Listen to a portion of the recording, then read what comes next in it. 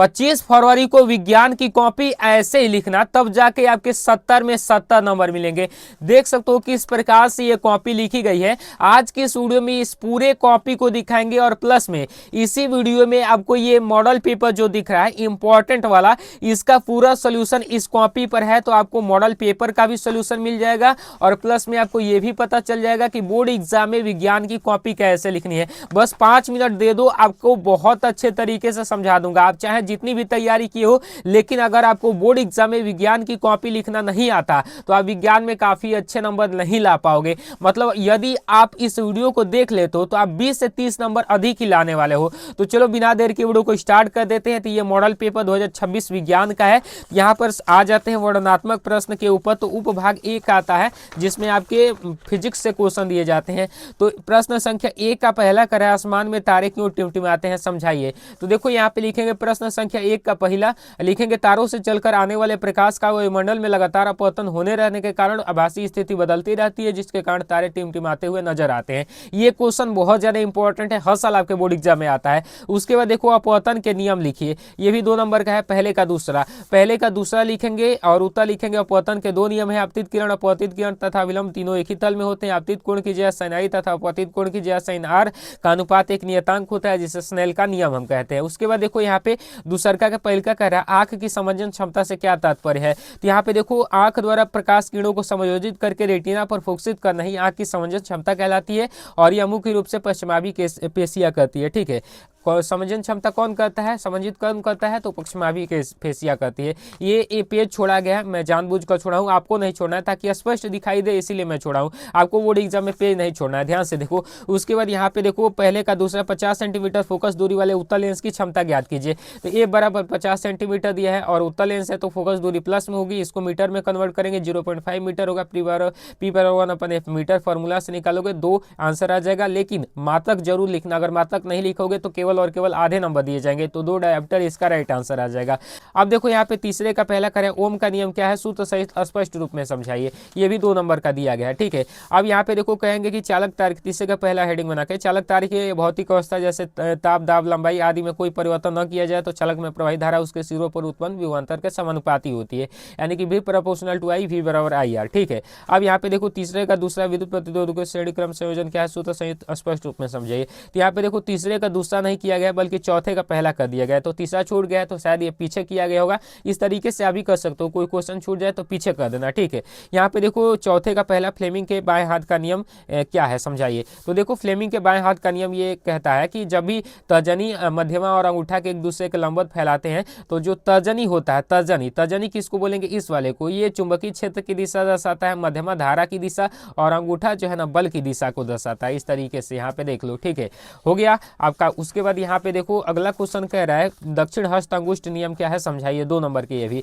तो यहाँ पे चौथे का दूसरा दक्षिण हस्त अंगुष्ठ नियम, यानी कि किसी भी धारा वाली चालक को ऐसे पकड़े तो अंगूठा धारा की दिशा और लिपटी हुई अंगुलियां उसके चुंबकीय क्षेत्र की दिशा को दर्शाती है, बस यही है। उसके बाद देखो चौथे का तीसरा 2 ओम प्रतिरोधकता के प्रतिरोध में प्रति सेकंड 100 जूल ऊष्मा उत्पन्न हो रही है, तो प्रतिरोध के प्रवाहित धारा की गणना कीजिए। तो यहाँ पे R बराबर 2 ओम दिया है, R बराबर 2 ओम लिख दिए। उसके बाद प्रति सेकंड यानी कि T बराबर 1 सेकंड दिया है, 100 जूल यानी कि H बराबर दिया है, I बराबर पूछ रहा है तो H बराबर I स्क्वायर RT फॉर्मूला लगाओ, H बराबर 100 दिया है 100 रखो। उसके बाद I स्क्वायर निकालना है निकालो, R बराबर 2 दिया है 2 लिखो, T बराबर 1 दिया है 1 लिखो, 2 से 50 बार में कट जाएगा, I स्क्वायर बराबर रूट में 50 आंसर आ जाएगा, यानी कि 7.07 के समथिंग आ जाएगा। मात्रक जरूर लिख देना, एम्पियर। अब देखो तीसरा का दूसरा जो नहीं कहते हम छूटा है तो यही वाला यहाँ पे कर दिया गया है। तो देख लो ये श्रेणी क्रम संयोजन का R बराबर R1 plus R2 plus R3।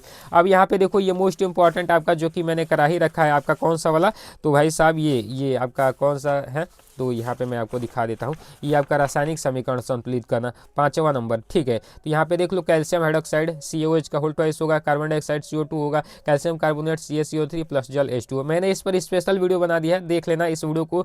मतलब यहाँ से मैं स्किप कर देता हूँ क्योंकि वीडियो स्पेशल बना दिया, उससे काफ़ी अच्छे से आपको समझ में आ जाएगा। अब देखो कापर के छड़ को सिल्वर नाइट्रेट के विलयन में डालने पर रंग नीला हो जाता है, क्यों। तो देखो कापर चांदी से अधिक क्रियाशील है, इसलिए सिल्वर नाइट्रेट के विलयन में डालने पर कापर जो होता है चांदी को विस्थापित कर देता है और नीले रंग का कॉपर नाइट्रेट बनाता है जिससे विलयन नीला रंग का हो जाता है। ठीक है, ये देखो आईपीएससी नाम करना है तो आईपीएससी हो चुका है। ये एथेन डायोल, मैं आईपीएससी पर भी वीडियो बना दिया हूँ, ये मिथेनॉल है, जाकर देख लेना। अब देखो यहाँ पे 7वां का जो कि अथवा वाला, ये वाला नहीं करके अथवा वाला किया गया है। साबुनीकरण पर देख लो, जब किसी वसा या तेल को एस्टर क्षार या NaOH या फिर KOH के साथ गर्म किया जाता है तो ग्लिसरॉल और साबुन बनता है जिसे साबुनीकरण कहते हैं। अब हाइड्रोजनीकरण अभिक्रिया ये हो जाएगी। और यहाँ पे देखो विकृति गंधिता क्या होता है, तो जब तेल या वसा युक्त भोजन को वायु संपर्क में रखते हैं तो ऑक्सीकरण के कारण खराब हो जाता है जिसमें से दुर्गंध खराब सी आने लगती है और जिसे विकृति गंधिता कहते हैं और वो भोजन खाने योग्य नहीं रहता। रोकथाम यानी कि बचाने के उपाय क्या है, तो भोजन को वायुरोध पात्र में फ्रिज में रखना चाहिए या एंटीऑक्सीडेंट मिलाना चाहिए। जैसे आप कुरकुरा वगैरह देखे होंगे तो उसके पैकेट में नाइट्रोजन गैस भरी जाती है ताकि मतलब कि भोजन वो कुरकुरा बना रहे। ठीक है वो।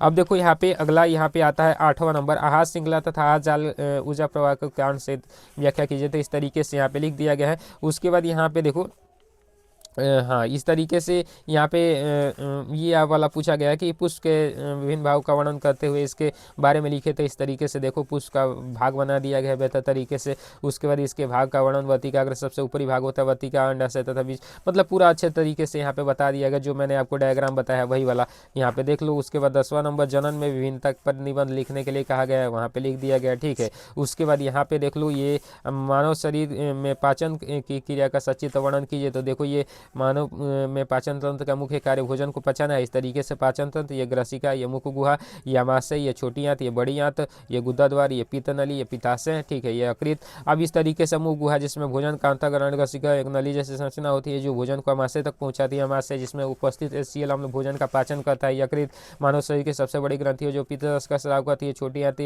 6 मीटर की लंबा होती है और ये भोजन का अंतिम पाचन यहीं पे होता है। बड़ी आंत बचे हुए भोजन का अवशोषण गुद्दा द्वार, मतलब कि भोजन जो पचता है उसको बाहर निकालते हैं। तो इस तरीके से आपको मैंने पूरा अच्छे से समझा दिया। वीडियो उम्मीद करता हूँ अच्छा लगा होगा, अच्छी तैयारी हो गई होगी।